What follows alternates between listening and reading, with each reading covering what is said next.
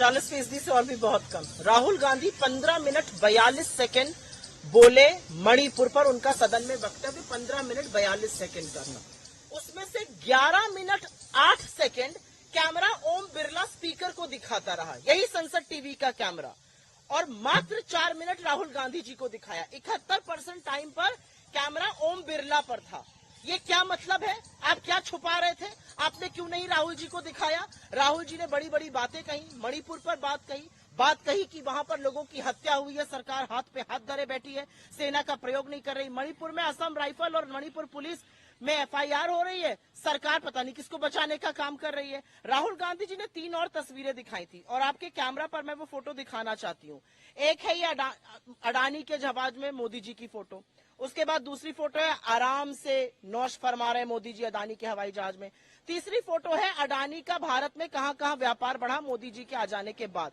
ये सारी अपने आप में बड़ी बातें हैं, इसको क्यों नहीं दिखाया गया? 71% टाइम पर ओम बिरला को देख रहे थे। विपक्ष का सांसद और सबसे मजबूत आवाज बोलेगी, ये किस तरह की ये लुच्चई है, ये गलीचपना है, इसको क्या कहा जाए? ये कुछ नहीं है, ये तानाशाह, एक कायर तानाशाह का डर है।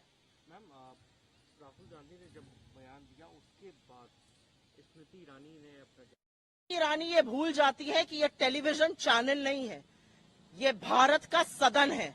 आपकी नौटंकी का अखाड़ा नहीं है। अपनी बेकार की एक्टिंग और झूठा आक्रोश बंद कर दीजिए। मणिपुर पर बात हो रही है, हर वक्त मुद्दे से बरगलाने की, मुद्दे से भटकाने की कोशिश बंद कर दीजिए। दम है तो मणिपुर पर बात करिए।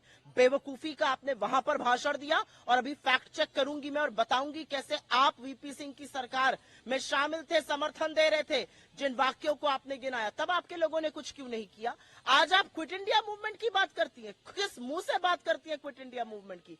जिस दिन महात्मा गांधी ने क्विट इंडिया मूवमेंट का आह्वान किया था, मौलाना आजाद हमारे अध्यक्ष है, नेहरू, पटेल, आजाद, गांधी गिरफ्तार हुए आज के दिन, श्यामा प्रसाद मुखर्जी ने चिट्ठी लिखकर बोला था कैसे उस आंदोलन को कुचला जाना चाहिए। मुस्लिम लीग के साथ, जिन्ना की मुस्लिम लीग के साथ मिलकर सरकारें चला रहे थे। इनको क्या लगता है इनके झूठे आक्रोश से इतिहास बदल जाएगा? स्मृति ईरानी अपनी बेकार की बातें बंद करें।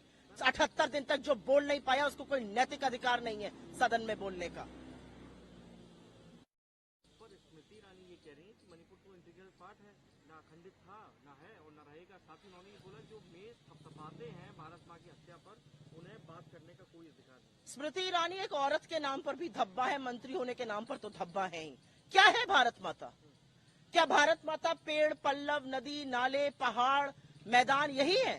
भारत माता इस देश की जनता है, इस देश के लोग हैं, इस देश के वो नागरिक हैं जो इस देश को अपनी माँ कहते हैं। और 160 वो नागरिक मार डाले गए हैं मणिपुर में। 160 से नागरिक मारे गए, 60,000 से ज्यादा वो नागरिक विस्थापित हैं। हर व्यक्ति में भारत माता है, मेरे में भी भारत माता है, आप में भी भारत माता है। अगर आपकी, आपके समुदाय विशेष की वजह से हत्या होती है तो भारत माता की हत्या है, वो गलत है।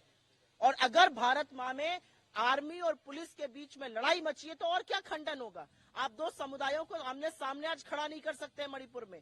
एक भारत की बात करते थे, 2 मणिपुर के टुकड़े कर दिए हैं। इस देश के टुकड़े करने वाले नरेंद्र मोदी और इनके ये बेशर्म मंत्री हैं।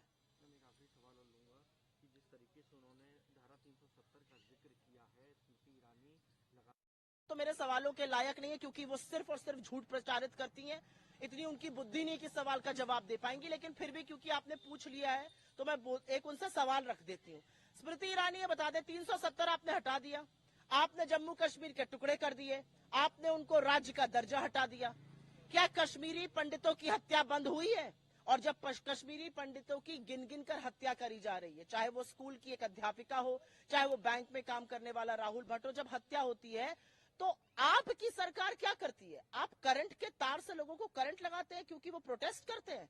आप लोगों को डराते हैं, धमकाते हैं, उन पर लाठियां बरसाते हैं। 3.5 महीने से कश्मीरी पंडित यहाँ पर बैठे हैं सरकार से बात करने के लिए। स्मृति ईरानी की सरकार के पास वक्त नहीं है बात करने का।